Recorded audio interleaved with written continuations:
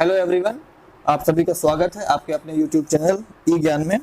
आज हम एक छोटा सा टॉपिक डिस्कस करने वाले हैं यहाँ पे कि किसी भी इरेशनल नंबर को अगर हमें इरेशनल ही प्रूफ करना हो तो कैसे करेंगे। इसमें काफ़ी टाइप के सवाल बनते हैं, बट अपन स्टार्टिंग करेंगे एक छोटे से सवाल से जो कि बहुत ही बेसिक है। आगे बढ़ने के पहले आपको एक थ्योरम जानना बहुत ज़रूरी है, और वो थ्योरम क्या है हम देख लेते हैं यहाँ पे कि अगर हमारे पास कोई प्राइम नंबर है p और वो किसी पॉजिटिव इंटीजर a को डिवाइड कर रहा है, ठीक है। हमारे पास एक प्राइम नंबर है p और a जो है वो एक पॉजिटिव इंटीजर है, पॉजिटिव इंटीजर। अगर p a स्क्वायर को डिवाइड कर रहा है तो p will divide a also, है ना। ये बहुत ही सिंपल सा थ्योरम है कि अगर p है वो a स्क्वायर को डिवाइड कर रहा है तो p जो है वो a को भी डिवाइड करेगा, ठीक है ना। तो ये हमारा एक बेसिक सा थ्योरम है क्योंकि इसका हमको आगे यूज करने वाले हैं। इसमें हम एक एग्जांपल मैं आपको बता देता हूँ। जैसे कि मैंने एक नंबर लिया है 3 और सपोज कीजिए कि 3 डिवाइड कर रहा है 81 को, जो कि है 9 स्क्वायर, ठीक है ना। तो 381 को ऑब्वियसली डिवाइड कर देगा, कितना आएगा 3 2 6 और 3 7 21, ठीक है। तो अब यहाँ पे हमने देख लिया कि 3 जो है वो 81 को डिवाइड कर रहा है, तो 3 जो है वो 9 को भी डिवाइड करेगा। a स्क्वायर, a की वैल्यू क्या हो गई है 9, तो 3 जो है वो 9 को भी डिवाइड करेगा, है ना। तो यही वो छोटी सी हमारी यहाँ पे थ्योरम है जो हमने डिस्कस की है। बढ़ते सवाल की तरफ, आज हमें प्रूफ करना है कि √2, √3 या √5 ये सिंगल नंबर्स हैं अंडर रूट में, हमें इनको प्रूफ करना है कि ये इरेशनल नंबर्स हैं, ठीक है ना। ये हमें प्रूफ करना है। हम एक सवाल लेते हैं यहाँ पे √3, चलिए ले लेते हैं, ठीक है ना। स्टार्टिंग कैसे करेंगे हम मान के चलेंगे, क्योंकि हमें प्रूफ करना है √3 एक इरेशनल नंबर है, तो स्टार्टिंग में हम इसका कॉन्ट्रडिक्शन मान के चलते हैं, है ना। तो let's assume that √3 is a rational number, ठीक। हमें ये मानना है कि √3 एक रैशनल नंबर है क्योंकि हमें प्रूफ करना है इरेशनल, है ना। तो हम ये मान के चल रहे हैं कि √3 जो है वो एक रैशनल नंबर है।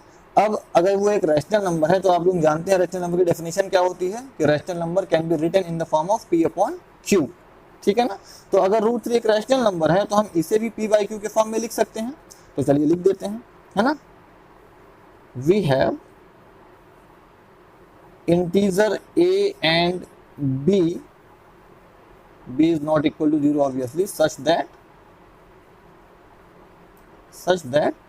√3 equal to a/b, ठीक है ना। हमने मान लिया कि √3 एक रैशनल नंबर है, रैशनल नंबर को हम p/q के फॉर्म में लिख सकते हैं, इसलिए ये हमने उसे p/q के फॉर्म में लिख दिया है।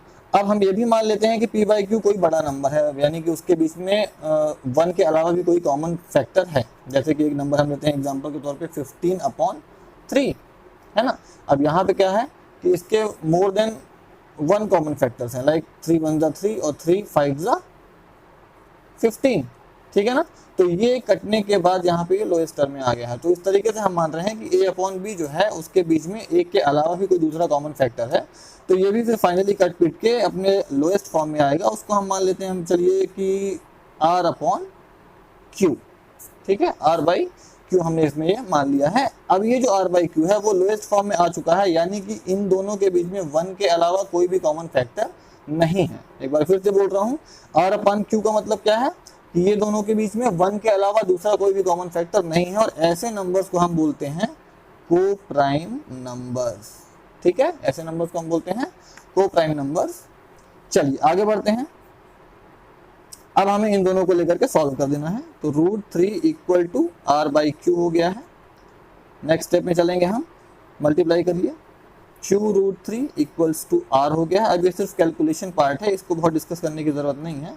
स्क्वायरिंग बोथ साइड्स, तो 3q² इक्वल टू r², है ना। √3 का स्क्वायर करेंगे 3 मिल जाएगा, q² हो गया और यहाँ पे r का r² हो गया, ठीक है ना। अब यहाँ पे थोड़ा सा हमको समझने की जरूरत है कि अगर कोई स्टेटमेंट ऐसा लिखा है इसका मतलब क्या है। इसको मैं और सिंप्लीफाइड लैंग्वेज में लिख देता हूँ। तो 3 × q² इक्वल्स टू r², ये इस तरीके से मैंने यहाँ पे लिख दिया है, ठीक है ना। अब इसका मतलब क्या है कि 3 और क्यू स्क्वायर को मल्टीप्लाई करने पे हमें क्या मिल रहा है, आर स्क्वायर मिल रहा है। इसका मतलब ये है कि जो आर स्क्वायर है वो 3 से भी डिविजिबल होगा और क्यू स्क्वायर से भी डिविजिबल होगा। आप एग्जांपल में कोई नंबर लेके देख सकते हैं, लाइक हमने किया है 2 × 7 इक्वल्स टू 7 to the 14 होता है। इसका मतलब क्या है कि 14 जो है वो 2 से भी कंप्लीटली डिविजिबल होगा और 7 से भी कंप्लीटली डिविजिबल होगा। इसका मतलब कंप्लीटली डिविजिबल का मतलब क्या है कि रिमाइंडर में हमको क्या मिलेगा, 0 मिलेगा, ठीक है ना। तो उसी तरीके से हम क्या बोल सकते हैं कि जो आर स्क्वायर है वो 3 से डिविजिबल है। हमको बस अपना ये जो कंक्लूजन है वो यहाँ से निकालना है कि r square is divisible by 3। जो आर स्क्वायर है वो 3 से डिविजिबल है। अब हमने एक यहाँ पे थ्योरम पढ़ी थी कि अगर p कोई प्राइम नंबर है वो a स्क्वायर को डिवाइड कर रहा है तो वही जो p है वो a को भी डिवाइड करेगा। तो अगर 3r स्क्वायर को डिवाइड कर रहा है तो वही 3r को भी डिवाइड करेगा, hence r will be divisible by 3। तो हमारा एक स्टेटमेंट यहाँ पे ये आ गया है कि जो r है वो 3 से डिविजिबल होगा, ठीक है ना। अब हम क्या करने वाले हैं कि मान लिया कि हमें डिवाइड करने पे एक नया नंबर मिलता है c, है ना। अब अगर r 3 से डिविजिबल है तो भाई हमने r को 3 से डिवाइड किया तो हमने माना कि हमको यहाँ पे एक नया नंबर c मिल गया और यहाँ पे पूरा हमें r मिला और हमको रिमाइंडर में 0 मिल गया है।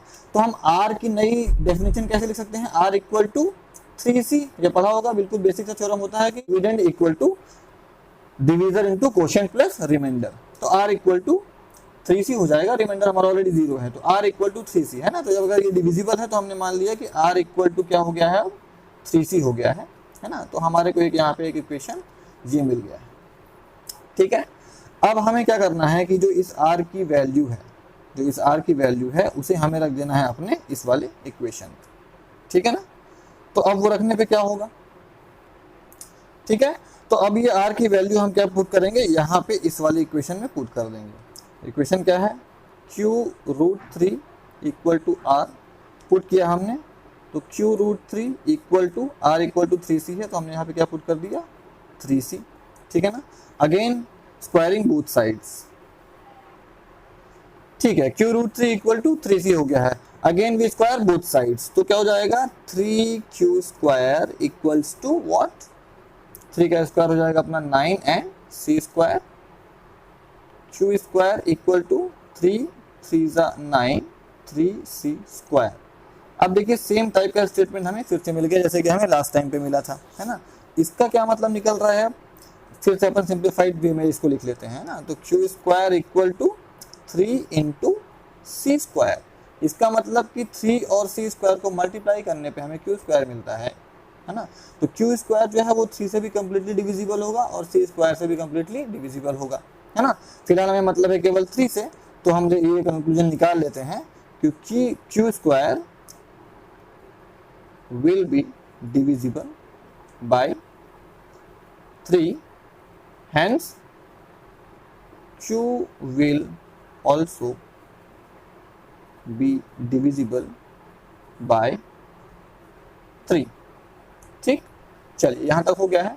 अब यहाँ पे हमें क्या समझना है, हमारे पास दो स्टेटमेंट आ गए हैं। पहला स्टेटमेंट क्या है कि q जो है वो 3 से डिविजिबल है और दूसरा स्टेटमेंट क्या है कि r जो है वो भी 3 से डिविजिबल है। अब हमने अब स्टार्टिंग में जो नंबर हमने लिया था, है ना, कि √3 इक्वल टू a/b हमने पहले सपोज किया था इसको, और वो हमने माना था कि 1 के अलावा भी उसका कोई दूसरा फैक्टर हो सकता है, कॉमन फैक्टर हो सकता है। तो काटने के बाद या उसको सिंप्लीफाई करने के बाद जो लोएस्ट टर्म में हमको नंबर मिल रहा है वो भी क्या मिल रहा है, r/q मिल रहा है ना।